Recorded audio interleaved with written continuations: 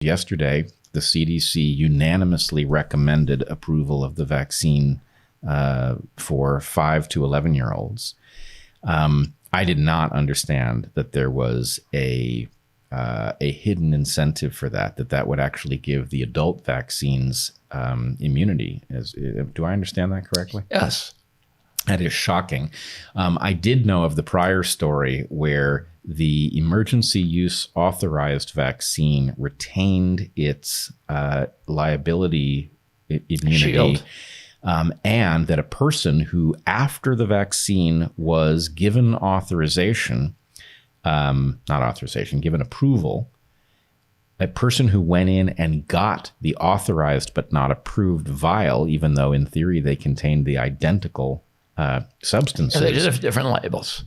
They had different labels, but a person who got vaccinated wouldn't even know what they were vaccinated with, and therefore wouldn't understand that they were actually being vaccinated with something that gave the manufacturer immunity from liability, even though the FDA had signed off on it at that point. So these games are everywhere. And I will say the most common theme throughout all of this seems to be accounting shenanigans, right? The label on the bottle affects your ability to sue or not to sue. Somebody who dies with COVID is presumed to have died of COVID. A person who has been vaccinated but hasn't been 2 weeks out from their vaccine is treated as unvaccinated. All of these things are used to create a story that is not true. But in any case, yesterday, the CDC, unanimous recommendation for the 5 to 11-year-olds to be vaccinated. I can see exactly zero medical justification for this. As you point out, healthy children do exceedingly well with COVID. It's not a dangerous disease to them.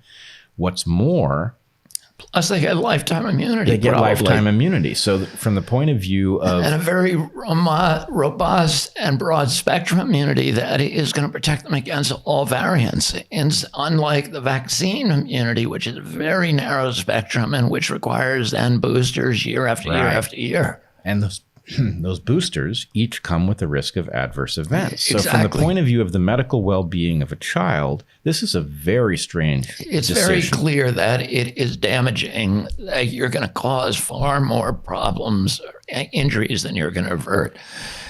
And, but it seems also clear that the rationale is economic rather than a public health rationale. Well, I agree with you. I also, the more I think about it, the more this does feel like a modern Tuskegee, a Tuskegee without race, because effectively these children are not in a position to consent, right? Just as participants in the Tuskegee experiment were not informed, right? They were told they were going to get free health care, and they did not understand what it was that they were being signed up for and what harm they might come to.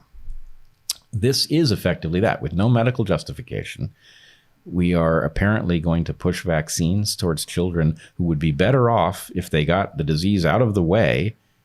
I mean, I want to be careful in saying that, because we do not know that 20 years down the road from a COVID infection that it is not going to reemerge and some harm come from it. But based on what we do know about COVID, the harm to young, healthy children is absolutely minimal. And that means that the adverse events that children will face if they are vaccinated are uncompensated. And also, there's really strong indications. For example, you have the story of Maddie Gary. We know it's one of they're going to give this to 26 million kids, and they only tested it on 1,300. And one of the 1,300, we know at least one of them is spending their life in a wheelchair with a feeding tube.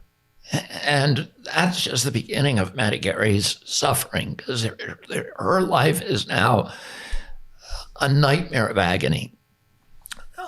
So what we have to assume, if we look at the reason we have clinical trials, is to look at the risk from if you give it to the entire population. So if there's a 1 in 1,300 risk of ending up in a wheelchair for life with a feeding tube, You have to extrapolate that out to 26 million people, and you may be able to do that in your head, but I think it's like 20 to 35,000 kids who potentially are now going to be exposed to that risk. And, that's a much, much higher risk than the risk that we know of from COVID. Well, we have to leave open the possibility that Matty Gary was very, very, very unlucky. But here's the thing. Under federal law, any injury that occurs during a clinical trial must be attributed to the intervention.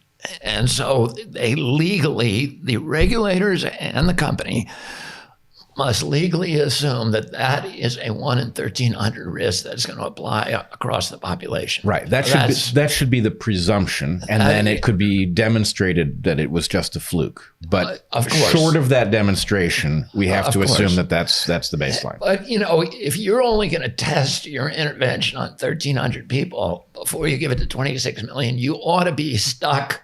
Yes. With whatever the outcome is. Especially these, I mean, I must tell you, the recommendation to vaccinate young children for this shocks me more than anything I've seen so far. And I've been repeatedly shocked.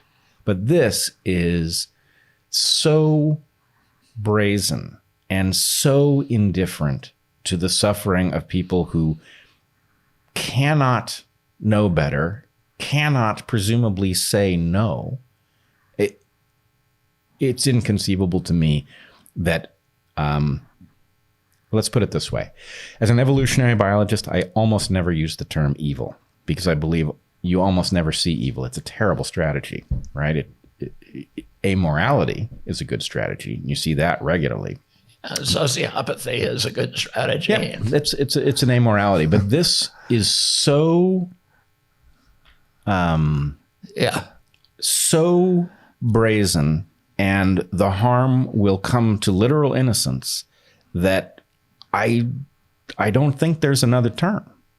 I really do think that this is an atrocity in the making, and I don't know what we do about it, but I do think maybe because the evidence is so clear that healthy children, do not suffer serious harms from COVID itself, and because even the broken VAERS system captures this huge signal for adverse events, including deaths from these vaccines, that many people who have gone along with the public health narrative so far will detect that something is wrong. Something must be wrong for us to be dragging our children into this when, frankly, they are a population that just doesn't need this protection. Now, what I suspect is that in many of these people's minds, there's a conflation between the well-being of the individual and the control of the pandemic. And although I think it is an appalling argument, one could make a rational argument for vaccinating children to control the spread of the disease. Of course, these vaccines are not effective at controlling spread, but nonetheless, that might be on some people's minds. But even that, what healthy society transfers health from children? How do you justify putting children at risk in order to protect old people? Listen, this is like a baseline philosophy 101, a dilemma exercise, and it always has the same outcome as a government cannot put one person at risk to save somebody else. That's just something that we understand in Western liberal democracies and in Western civilization, that you don't do that. And yet, and not only is it other people, but it's kids.